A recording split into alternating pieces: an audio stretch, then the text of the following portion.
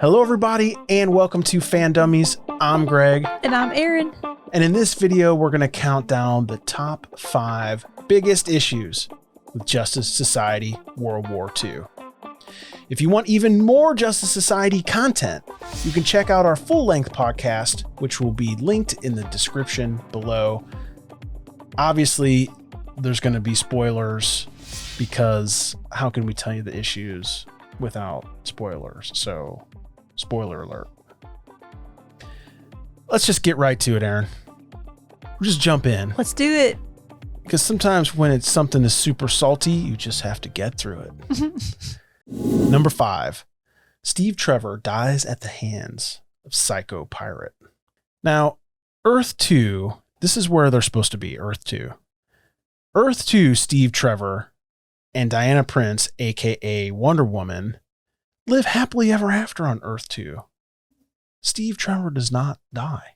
I don't know how many times I have to watch Steve Trevor die. I know. Over and over, and it's traumatizing every time. Steve Trevor and Wonder Woman even avoid erasure in the Crisis of Infinite Earths. I mean, they make it to the finish line. Yeah. They even have a child. In this movie, Trevor dies when the Atlanteans and the Nazis invade New York. I mean, he literally gets forked. Harpooned? Tridented. Now, Steve Trevor has died his fair share in the comics over and over and over in different ways. But I believe the official canon for Steve Trevor in Earth 2 means he makes it all the way to Olympus with his family. So I don't know what's going on with this movie. If it ain't Earth 2, I don't know where it's at. Number 4, Psycho Pirate is completely different. We believe the surface dweller that influences Aquaman is supposed to be the first Psycho Pirate, Charles Helsted. The issue is Psycho Pirate has no powers in the comics. Yeah. So they gave him powers in this movie. He's pretty much just a master manipulator. And the glowy eye thing that he does with Aquaman is mind control. Yeah, and he did that to Wonder Woman also. So it's clearly some sort of power. Yeah. I really think that the writers just Googled DC Pirate and they ran with it. Yeah. I totally agree with that. Aquaman's underwater. They needed something. So they're like, oh, pirate. Yeah. Is there a pirate in the DC universe? Oh, yeah. Okay. We'll just give him a bubble that he can stand in the whole time. It never goes away. Number 3, Hourman is the complete wrong superhero for a World War II conflict. Now, I've always thought this about the JSA, so this is really not new, but I would not have used Hourman in this movie. Why would Hourman go to the front lines when he can only fight for 1 hour every day? He has to wait 24 hours in between the times he can take his little thing, right? So if you really think about it, think about how inconvenient this would be. You have to wait a full 24 hours, which means if you fought at 1 p.m. today, you'd have to wait till 1 p.m. to fight tomorrow. What if you only had to fight at 5 p.m.? Then you'd have to wait till 5 p.m. the next day. It just makes no sense. Like having to wait a full 24 hours is so inconvenient. If he ever wanted to fight in the morning, he'd have to wait like 36 hours so that the clock comes back around so that he can take his medicine at the right time. It just makes absolutely no sense. I mean, I'm sure the Nazis aren't attacking on any sort of schedule that Hourman would be able to conform to. Nazis talk to the JSA and they're like, oh, what time do you want to fight today? Yeah. They're like, 3 o'clock works. They're like, oh, wait. Hourman took his thing late yesterday, which means we're again late today. So it's going to have to be 3:15. We see this a little bit in the movie. He becomes a liability when his superpowers run out and has to be saved. And I think Steve Trevor, who has no superpowers at all, kicked way more butt in this movie than Hourman. It just makes zero sense to me. Why out of we listed all of the superheroes in the JSA in an earlier segment, and they pick Hourman. Yeah, definitely a weird pick. Yeah.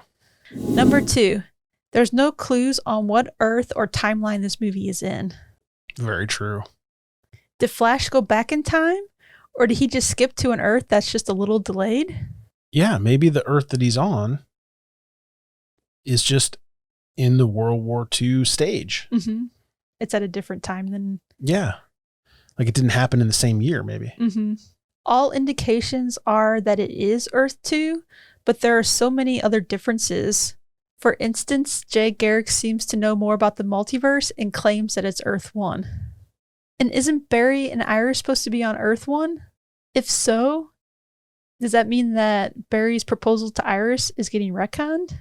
There are so many things wrong with this movie and the timelines and the Earths that it can't all be fit in this one little section. But Jay Garrick clearly believes he's on Earth 1, and he seems to know a lot about the multiverse. Mm-hmm. Barry doesn't propose to Iris with Wonder Woman's ring in the comics. Oh. Okay. He proposes like in a Ferris wheel or something like that. I can't remember exactly, but it wasn't this. But it's so romantic and sweet, Greg. It just works.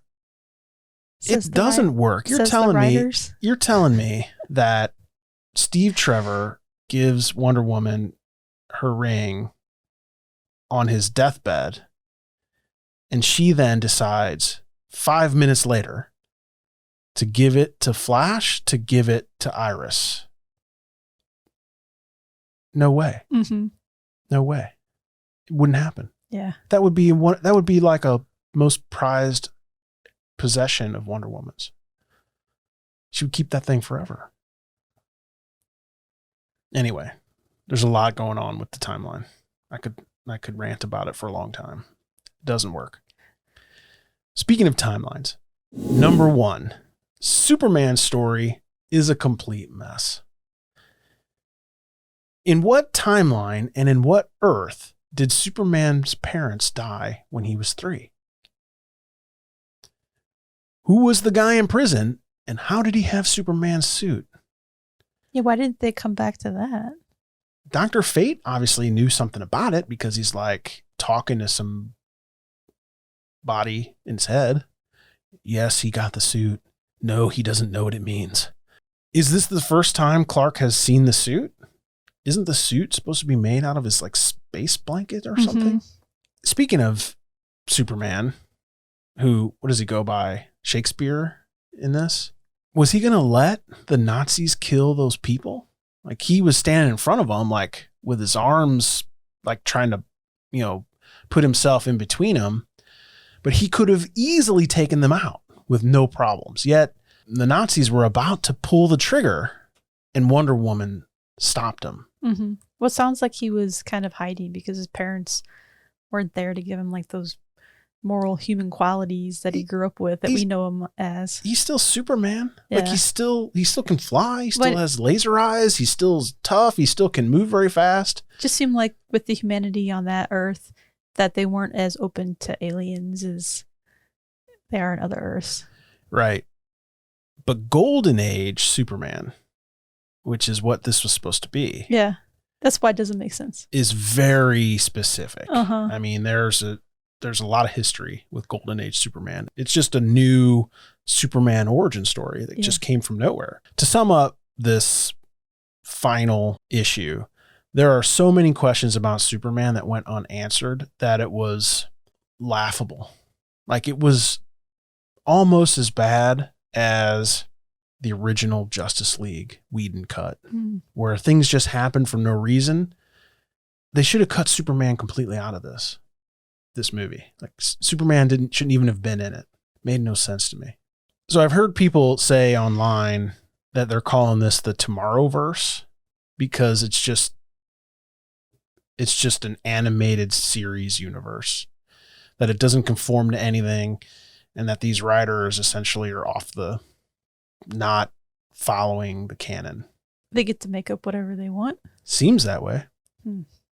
Well, we normally don't like talking about the negatives of things, but I think in the case of Justice Society of America, where there's such a long history of this series and team and characters, we felt we needed to point out some of the glaring holes in this movie. Thank you so much for watching Fan Dummies. What did you think the biggest issue is of the DC animated movie Justice Society World War II? We would love to know in the comments. We can keep this conversation going down there. What did you think of Superman's story? Did you like it? Was it interesting? Would you like to see that fleshed out a little bit? I have so many questions. I want to know what everyone thinks in the comments below. As a reminder, we talk about superheroes and science fiction every single week. Hit that thumbs up if you like this video. Hit the subscribe button and hit the bell so you don't miss anything. We are at Fan Dummies on all social media. We'll put all the links in the description box below. Thank you so much for watching. Bye. Bye. We have some other DC and Justice Society videos up here you can check out. So, watch some more.